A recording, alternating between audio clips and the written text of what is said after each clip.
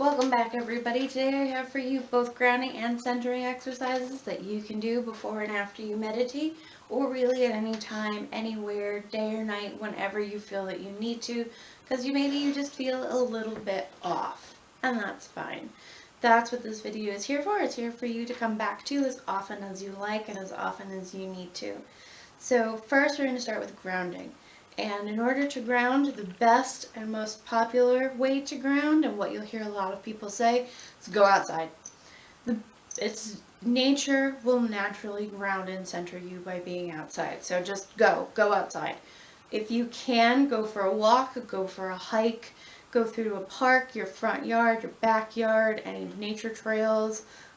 You could go through a cemetery if you want. That's really gonna depend a little bit. Because sometimes that works really well and sometimes it doesn't. But you just want to get outside. You want to just be outside, feeling the air, feeling the ground, seeing what animals are around, and that's what you want to do. Now, if you're at work, the next best option might be go to a parking lot.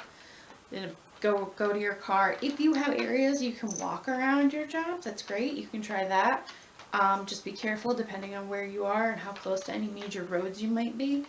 If not, then same deal. Go out to your car, take a few minutes. What does the air feel like? What animals are around? How does the ground feel under your feet? What does the sun look like? What does the sky look like? The clouds? Stuff like that. So you're focusing on your outside world and you just want to feel that. If you don't have a front yard and you work from home and you don't have access maybe or easy access to a park or whatnot, the next best thing you can do is work with potted plants. So they are your own little bit of nature inside. If you have a pet, you can also play with your pet. Another thing you can do to ground and center is eat some type of protein. Meat, nuts, whatever your preferred choice is. That will also help you to ground. I know it sounds a little strange, but you can eat certain things to help you ground and center, and protein is actually one of them. Another thing you can do is you can do this barefoot, or you can do this with shoes on, and it's to focus on your feet. And basically what you are trying to do is you are trying to funnel the energy from your crown out through your feet in order to be grounded. So that's what you want to do. You want to focus on the ground under your feet. Are you standing on hardwood? Are you standing on tile? Are you on grass? Are you on sand? Are you on dirt? What does it feel like? How does the ground shift under your feet? How do your feet feel? Do you suffer from foot problems? Sometimes foot problems can also mean that you are not grounded properly. So that's another thing. Focus on your feet. Focus on that energy being pulled out of you into the earth. That's another thing you can do, is just picture the energy slowly leaching out of you into the earth to bring you back in balance. And then by doing that, by feeling like you're pulling the energy down, negative energy down, imagine drawing healing energy up. So you can color it white. Imagine that you're drawing up white healing energy. Grounding is generally associated with the root chakra, which is associated with the color of red. So you can picture red energy if you choose to help you ground, and imagine that as the energy that is flowing through you, pulling it up from the earth, through you, from your feet from the top of your head, and just feel that kind of centering peace come over you. Now, if that's a little too kind of metaphysical for you, that's okay. I got other stuff for you.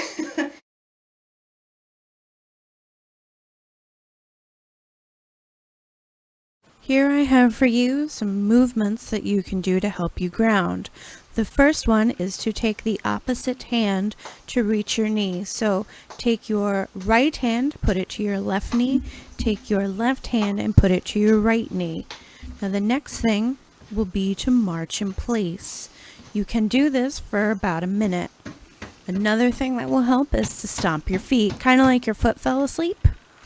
And then to move the energy down through your body is you take your hands from the top of your head and move them down through your body. You can do this 3 times in order to help you center.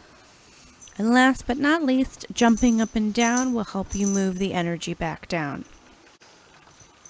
And there's actually one more thing you can do in order to ground, and that is carry grounding crystals.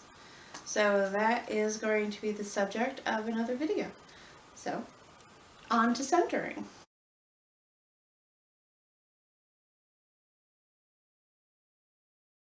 Now for centering, one of the things you're going to do to center is you are going to focus on your breathing. So you're going to just stop and take a few deep breaths. So generally in through the nose, out through the mouth. You can count. Some people like to do a count of 1 to 3 or 4 rather. So, 1, 2, 3, 4. Some people also will count, hold, exhale to help them center. You can do that as well, but either any way you get there, you want to do deep breathing exercises. And with each breath that you do, I have notes here that I'm referring to. I had typed this up, realized that part of this video requires moving around, and was like, okay, well, I need to transfer my notes. So what you're going to do is you are going to focus on a different body part with each breath. So as you breathe in, you're going to say, okay, where am I holding tension? Oh, I'm holding tension in my jaw. Let me try to get my jaw and my tongue to relax. Next inhale, where am I holding tension? Oh, I'm holding tension in my lower back. Okay, let me see if I can try to get my hips and lower back to relax. Next breath in, where am I holding tension? Oh, I've got tension in my shoulders. Let me see if I can release that and let that go. Let me pull them down away from my ears, because that's what we do. We go like this, but we're all tense and irritable. Your instinct is to kind of almost protect yourself. So bring your shoulders down. Do that. Got to roll them out a little bit. Do that. It's your exercise. It's your centering method. So if you feel that you also need to stretch and move and bend in order to release that tension, go ahead and do it. You can do it standing. You can do this sitting. So it doesn't matter, however it works for you. It might be, if you're sitting, what you might imagine is you're sinking into whatever you're sitting in. So if you're sitting on a couch, or you're sitting in your favorite chair, you can feel your back muscles and leg muscles let you kind of drop a little bit deeper into the cushion. So that is one way to do it. Another thing is called belly breathing. So what you do is you take in such deep breaths that you go into the lower lobes of your lung, and then you also feel your belly start to expand. And again, in through the nose, out through the mouth. If you want to count or hold, again, that's up to you. If that doesn't work for you and it makes you a little too conscious of your breathing, then just do it naturally. Because that sometimes is how people end up hyperventilating, is that they're too focused on how they're breathing. So if that's going to affect you, don't count. Just deep breaths. That's all it is. It's just deep breathing. Really deep breathing in this case. So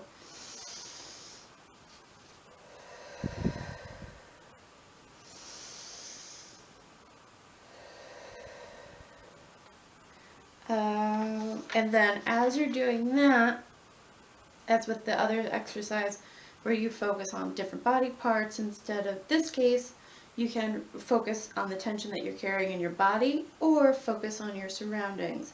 What does the ground feel like? What does the chair feel like?